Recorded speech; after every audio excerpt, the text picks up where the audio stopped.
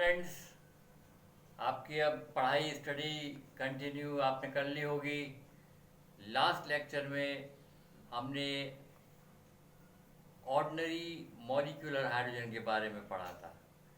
अब हम इसको मज़ीद आगे बढ़ा रहे हैं। अब ये हाइड्रोजन की दूसरी टाइप, जो आपको देखो यहाँ बोर्ड पर लिखी भी, मैंने यहाँ लिख भी दी है आपके लिए। अभी दूसरी टाइप है और ये है एटॉमिक हाइड्रोजन।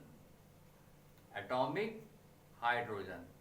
अब ये एटॉमिक हाइड्रोजन जैसा कि नाम ही से जाहिर है कि ये किस पर मुश्तमिल होगी, एटमों पर मुश्तमिल होगी। तो गोया देखिए हमें ये लिखा हुआ है कि the atomic hydrogen is the hydrogen gas which is consist upon atoms of hydrogen. देखो हाइड्रोजन गैस मॉलिक्यूल की हालत में भी हो सकती है और हाइड्रोजन गैस एटम की हालतों पर भी हो सकती है।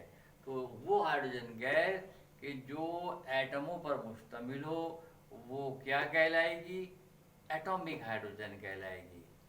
अब एटॉमिक हाइड्रोजन जो है ना बेटा, एक तो ये बहुत हाईली रिएक्टिव होती है क्योंकि हाइड्रोजन का एटम जो है क्वाइट इनस्टेबल होता है। उसे अपने आप को मॉलिक्यूल में कन्वर्ट करना होता है।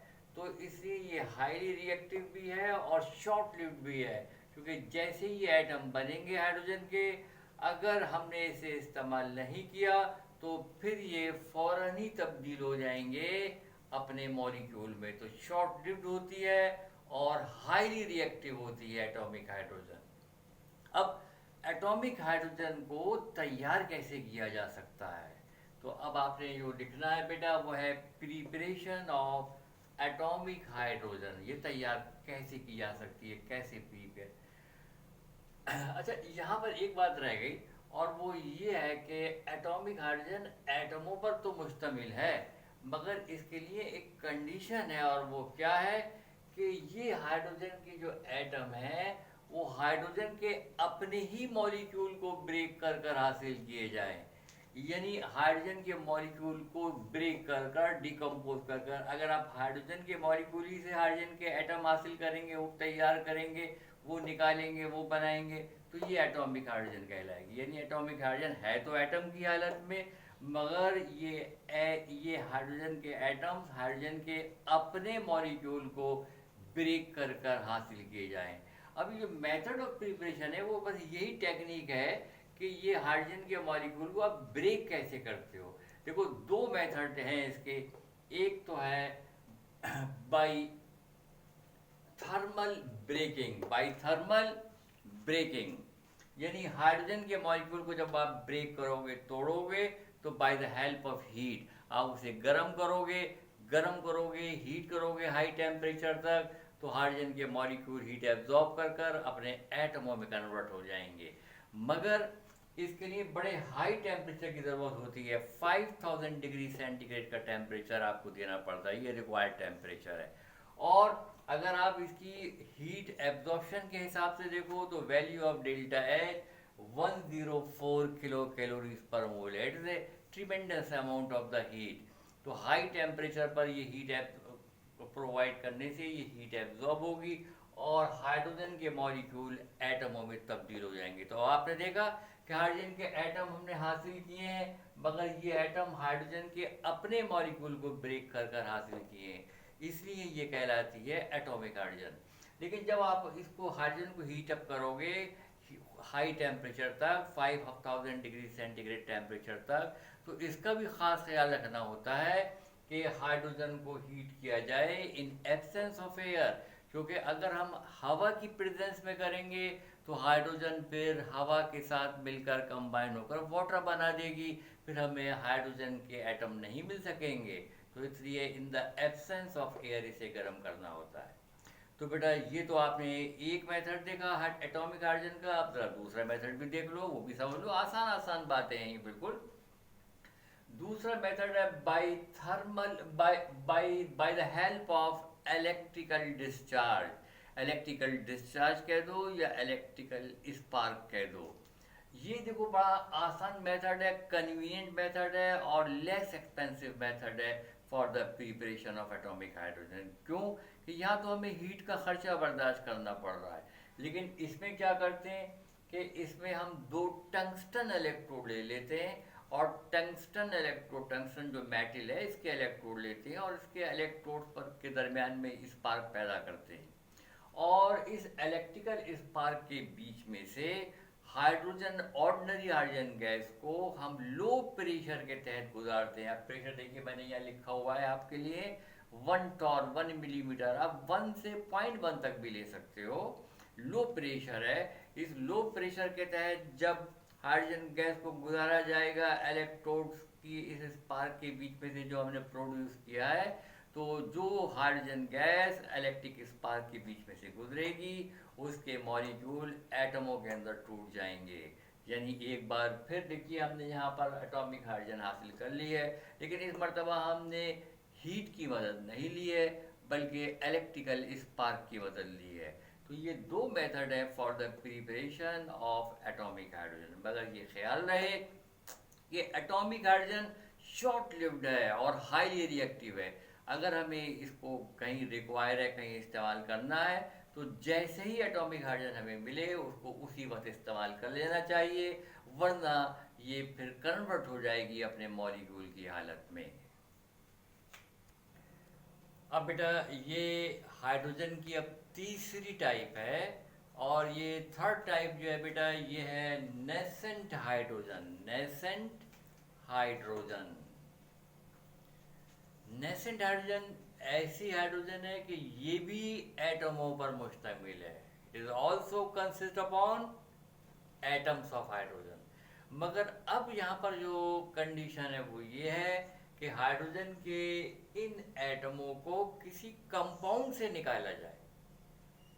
डेफिनेटली वो कंपाउंड हाइड्रोजन का कंपाउंड ही होगा, मगर उस कंपाउंड से किसी रिएक्शन के दौरान जब आप हाइड्रोजन को रिलीज कराओगे, हाइड्रोजन को बाहर निकालोगे, तो at the time of its birth atom की हालत में होगी। और क्योंकि अब ये एटम किसी कंपाउंड से आ रहे हैं, हाइड्रोजन के मॉलिक्यूल को तोड़कर नहीं निकाले जा रहे हैं, तो चुनाचे अब ये हाइड्रोजन कहलाती है नेसेंट हाइड्रोजन। नेसेंट का मतलब यही है न्यूली बॉर्न हाइड्रोजन। और ये एटॉमिक हाइड्रोजन ही की तरह शॉर्ट लिव्ड है और हाईली रिएक्टिव है। बस अब आपको ये अंदाज़ा हो गया होगा कि अब जितने भी बेटा ये निकालोगे, जितने भी आप एग्जाम्पल लोगे, वो किसी कंपाउंड से निकाल रहे होगे। चुनाचे देखो अब ये यहाँ पर मैं इक्वेशन मैंने यहाँ पर आपके लिए लिखी है, आप पॉज करके इक्वेशन को ज़रूर उतारिएगा। ये एग्जाम्पल्स हैं। देखिए ये जिंक है और ये HCl है। तो जब जिंक पर HCl का अमल कराया जाए तो इस एक्शन के ज़रिए जिंक क्लोराइड प्रोड्यूस होगा, मगर जिंक क्लोराइड प्रोड्यूस होने के साथ साथ हाइड्रोजन के एटम भी बनेंगे, वो भी निकलेंगे। तो अभी जब ये गैस की हालत में हाइड्रोजन निकल रही होगी तो एटम की हालत भी होगी और इसे कहा जाएगा नेसेंट हाइड्रोजन। क्योंकि ये H2 से नहीं निकाल रहे हैं, अब ये आप किसी कंपाउंड यानी जैसा कि आप देख रहे हो HCl से निकाल रहे हैं। सिमिलरली दूसरी एग्जाम्पल आप देख रहे हो बेटा कि NaOH और जिंक के, जब आप जिंक पर NaOH का रिएक्शन करोगे तो भी आप देख रहे हो कि सोडियम जिंकेट बनेगा और हाइड्रोजन के एटम्स आपको मिलेंगे, ये नेसेंट हाइड्रोजन मिलेगी। ज़रा ये भी देख लो बेटा कि ये NaOH और एल्युमिनियम का रिएक्शन है। अगर हम NaOH और एल्युमिनियम का रिएक्शन कराएं, एल्युमिनियम बेटा पाउडर की शक्ल में लिया जाता है, यानी सॉलिड तो है मगर पाउडर की फॉर्म में, जिंक डस्ट की फॉर्म में ली जाती है, ये पाउडर की फॉर्म में लिया जाता है, मगर इसके लिए ज़रा हीटअप भी किया जाता है। तो अब फिर सोडियम एल्यूमिनेट बनेगा और सोडियम एल्यूमिनेट बनने के साथ नेसेंट हाइड्रोजन मिलेगी आपको। सिमिलरली आप अल्कोहल से भी बना सकते हो, C2H5OH यानी इथाइल अल्कोहल, और ये अल्कली मेटल्स है, रिएक्टिव मेटल्स हैं। बस ये ज़रूर आप ध्यान में रखो कि आपने जब हाइड्रोजन गैस किसी कंपाउंड से निकालनी होती है तो किसी मेटल के साथ जब रिएक्शन कराते हो तो सूटेबल मेटल का फैसला खुद करना पड़ता है कि जैसे अल्कोहल है तो अल्कोहल का रिएक्शन आमतौर से हाईली रिएक्टिव एक्टिव मेटल के साथ कराया, जैसे सोडियम के साथ कराया तो सोडियम इथॉक्साइड बना और ये हाइड्रोजन के एटम आपको मिलेंगे, यानी हाइड्रोजन गैस मिलेगी एटम की हालत में। तो ये 3 टाइप आपने मुकम्मल किए। अब मैं आपको बताऊंगा चौथी टाइप। अब बच्चों ये जो चौथी टाइप है ये है एडजॉर्ब्ड हाइड्रोजन। देखो एब्जॉर्ब नहीं, एडजॉर्ब्ड हाइड्रोजन, दो प्रोसेस मुख्तलिफ है, एब्जॉर्प्शन और एडजॉर्प्शन। थोड़ा सा मैं आपको समझा दूं। फॉर एग्जाम्पल कि अगर आप कोई कलर सोल्यूशन ले लें, जैसे पानी में आपने कोई इंक डिजॉल्व कर दो ब्लू, तो अब पूरा पानी ब्लू कलर का हो गया। अब अगर इसमें मैं रुई का एक छोटा सा टुकड़ा, रुई का कॉटन प्लग अगर मैं इस पे डुबो कर बाहर निकालूंगा, तो इस पूरे कॉटन के अंदर आप देख रहे हो कि देखोगे कि ये पूरा कॉटन ब्लू कलर की जो रोशनाई है वो एब्जॉर्ब कर लेगा। तो गोया अब ये ब्लू कलर इस कॉटन के अंदर मौजूद है, ऊपर भी मौजूद है, मिडिल में भी मौजूद है, नीचे भी, हर जगह जगह हर तरफ जो है इसके अंदर ब्लू कलर एब्जॉर्ब हुआ हुआ आपको मिलेगा, नीले रंग का आपको नज़र आएगा। लेकिन अब अगर मैं ये करूं कि अगर मैं एक चौक का एक पीस लूं और मैं इसे इस सॉल्यूशन में डिप करके, ब्लू कलर के सॉल्यूशन में डिप करके निकालूं, तो ब्लू कलर मुझे आउटर सरफेस पे तो मिलेगा, मगर अगर मैं चौक को अगर मैं काट कर देखूंगा तो अंदर नहीं होगा। तो जो सिर्फ सरफेस के ऊपर ये जो एब्जॉर्प्शन हो रही है इसको कहा जाता है एड्जॉर्प्शन। तो गोया ये नाम ही जाहिर है कि एड्जॉर्ब हाइड्रोजन जो है वो कैसी हाइड्रोजन होगी, जो सरफेस पर मिलेगी, आपको इंटरनल नहीं मिलेगी। लिहाजा ये ऐसी हाइड्रोजन है कि जो किसी ट्रांजिशन मेटल को हाइड्रोजन के साथ मिलाने पर हमें हासिल होती है। मगर कैसे? देखो ट्रांजिशन मेटल जो होते हैं इनका एक करेक्टरिस्टिक ये भी है कि इनकी सरफेस डिफेक्टिव होती है, यानी इनकी सरफेस में एटमों के दरमियान में, यानी इंटर एटॉमिक यानी बैनुल एटमी इंटर एटॉमिक खाली जगहें होती हैं, एम्प्टी स्पेसेस होती हैं। लिहाजा जब हम किसी ट्रांजिशन मेटल को, जैसा कि कॉपर हो, निकल हो, प्लैटिनम हो, प्लेडियम हो, जब अगर हम इन्हें हाइड्रोजन को इनके कांटेक्ट में आने का मौका देते हैं तो हाइड्रोजन के मॉलिक्यूल्स इन एम्प्टी स्पेसेस को ऑक्यूपाई कर लेते हैं। अब इस हालत में जो हाइड्रोजन है एड्जॉर्ब हालत में आ गई है, तो इसलिए ये कहलाती है एड्जॉर्ब्ड हाइड्रोजन। अब इस एड्जॉर्ब हाइड्रोजन का इस्तेमाल क्या है? इसका इस्तेमाल जो है वो ये है कि अगर ख़ास तौर के ऊपर अगर हम जब वनस्पति ऑयल से हम वनस्पति घी बना रहे हों, तो होता यह है कि जो ऑयल होते हैं वो अनसैचुरेटेड ईस्टर्स होते हैं, फैटी एसिड्स के, highly long chain fatty acids के। यानी अनसैचुरेटेड से मुराद क्या है कि ऑयल की जो कार्बन की चेन चल रही होती है उसमें डबल बॉन्ड होते हैं। अब अगर हम इन डबल बॉन्डों को ख़त्म करना चाहें तो हमें हाइड्रोजन को ऐड करना पड़ेगा, यानी हमें करनी पड़ेगी हाइड्रोजनेशन ऑफ ऑयल्स जो लॉन्ग चेन ईस्टर्स हैं फैटी एसिड्स के। लिहाजा ये जो अमल है ये कहलाता है हाइड्रोजनेशन का अमल। तो असल में हाइड्रोजनेशन के अमल के ज़रिए हम ऑयल को वनस्पति घी में कन्वर्ट कर लेते हैं। ये कॉमन रिएक्शन है इस इंडस्ट्री का, वनस्पति घी इंडस्ट्री का, कि उसमें यही रिएक्शन होता है कि इसमें हम ऑयल को जब घी में कन्वर्ट करते हैं तो ऑयल की हमें हाइड्रोजनेशन करनी पड़ती है, और इस हाइड्रोजनेशन के लिए एड्जॉर्ब हाइड्रोजन इस्तेमाल की जाती है।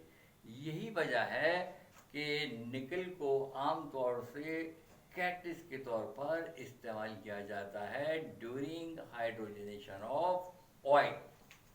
तो बेटा अब ये आपने चारों टाइप पढ़ ली हैं, तो गोया एक मरहला आपने मुकम्मल किया कि what are the types of hydrogen. Molecular hydrogen के बारे में पढ़ा जो ऑर्थो और पैरा थी, एटॉमिक हाइड्रोजन के बारे में पढ़ा, नेसेंट हाइड्रोजन के बारे में पढ़ा, और एड्जॉर्ब हाइड्रोजन के बारे में पढ़ा। अब जो दूसरा लेक्चर मैं आपको प्रोवाइड करूँगा इंशाल्लाह बहुत जल्दी, तो अब